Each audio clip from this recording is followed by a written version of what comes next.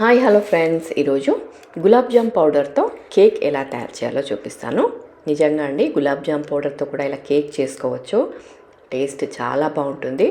ఎప్పుడు గులాబ్ జామ్ పౌడర్స్తో గులాబ్ జామే కాకుండా ఇలా కేక్ కూడా చేశారంటే డిఫరెంట్గా ఉంటుంది. ఎప్పుడు రెగ్యులర్ కేక్సే కాకుండా ఇలా ట్రై చేయండి. టేస్ట్ అద్భుతంగా ఉంటుంది. డెఫినెట్గా చేసుకోండి. చాలా ఈజీ కూడా.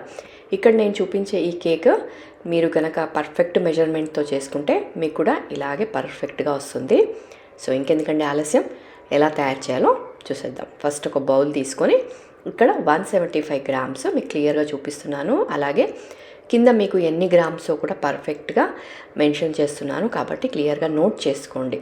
సో చూసారు కదా, ఏ గులాబ్ జామ్ పౌడర్ అయినా తీసుకోండి. అది 175 గ్రామ్స్ గులాబ్ జామ్ పౌడరు. అలాగే ఇందులో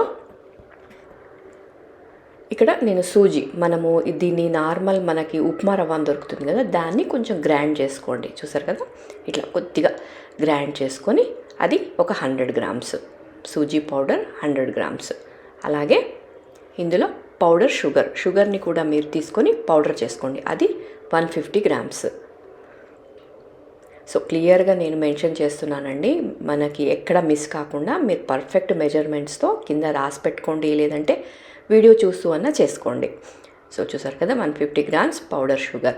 ఇది వేసిన తర్వాత 1 టేబుల్ స్పూన్ బేకింగ్ పౌడర్, ఇది కూడా వేసేసుకొని, అలాగే ఇందులో బటర్, మనకి మీరు ఇక్కడ బటర్ అన్నా వేసుకోండి, లేదంటే నెయ్యి అన్నా వేసుకోండి.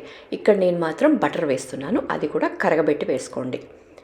కరగబెట్టి కొంచెం చల్లారిన తర్వాత వేసుకోండి. 50 గ్రామ్స్ బటర్.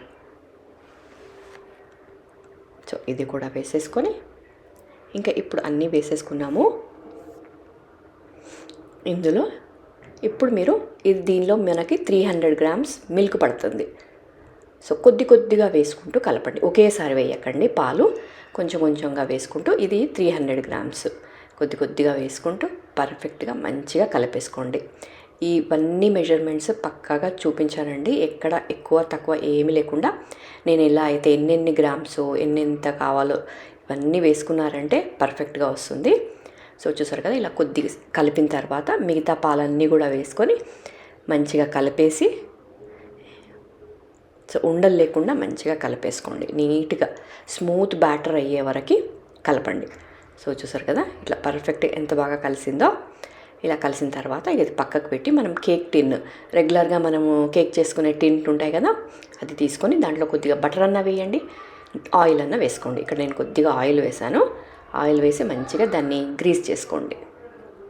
సో బ్రష్తో కానీ చేయితో కానీ ఎలా అయినా నీట్గా కంప్లీట్గా టిన్ అంతా పట్టేటట్టు మంచిగా నీట్గా ఇలా చూసారు కదా, చూపించిన విధంగా చేసేసి, మీకు బటర్ పేపర్ ఉంటే బటర్ పేపర్ వేసుకోండి, లేదంటే జస్ట్ స్కిప్ చేసుకోండి. ఎలాగో మనం ఆయిల్ రాసాం కాబట్టి పెద్దగా అవసరం లేదు.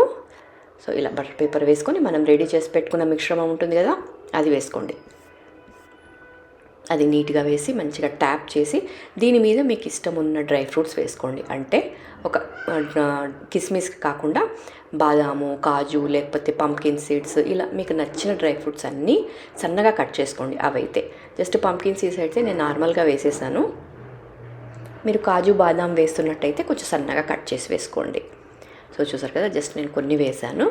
ఇలా వేసేసి ఇక్కడ నేను ఓవెన్లో చేస్తున్నాను. మీరు కనుక బయట చేసేటట్టయితే, కుక్కర్లో కనుక చేసేటట్టయితే కుక్కర్ని కొంచెం ప్రీహీట్ పెట్టి 40 మినిట్స్ లేదా 50 మినిట్స్ బేక్ చేయండి. ఇక్కడ నేను ఓవెన్లో చేస్తున్నాను. 180 డిగ్రీస్లో 25 మినిట్స్ పెట్టాను. మీ ఓవెన్ని బట్టి మీరు కెపాసిటీని తగ్గించడం కానీ పెంచడం కానీ చేసుకోండి.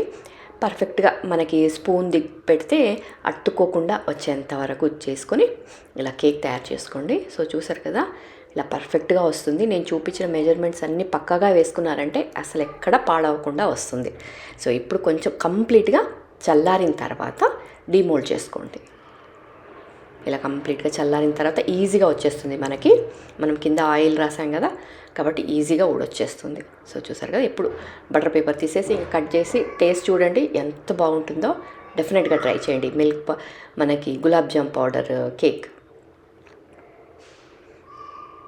సో ఎప్పుడు గులాబ్ జామ్సే కాకుండా ఇలా వెరైటీగా చేసుకోండి, చాలా బాగుంటుంది.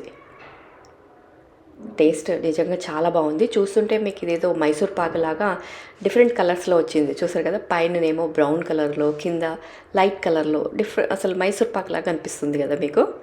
సో నిజంగా అండి టేస్ట్ కూడా అంతే బాగుంది. డెఫినెట్గా ట్రై చేయండి. ఇంకెందుకంటే ఆలస్యం, మరిన్ని వీడియోస్ కోసం ఛానల్ సబ్స్క్రైబ్ చేసుకోండి. ఇలాంటి మంచి మంచి రెసిపీస్ ట్రై చేయాలి అంటే మన ఛానల్ని మీరు సబ్స్క్రైబ్ చేసుకోవాలి. మన ఛానల్లో ఉన్న రెసిపీస్ అన్నీ ట్రై చేయండి. ఇలాంటి కొత్త కొత్త రెసిపీస్ మన ఛానల్లో చాలా ఉన్నాయి. సో తప్పకుండా ట్రై చేయండి.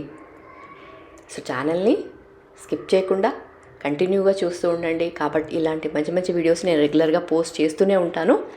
సో తప్పకుండా సబ్స్క్రైబ్ చేసుకొని ఇది మీకు కనుక నచ్చినట్టయితే మీ ఫ్రెండ్స్ అండ్ ఫ్యామిలీ కూడా షేర్ చేయండి. సో టేస్ట్ చేశానండి, అద్భుతంగా ఉంది. మీరు కూడా టేస్ట్ చేయండి ఎలా ఉందో.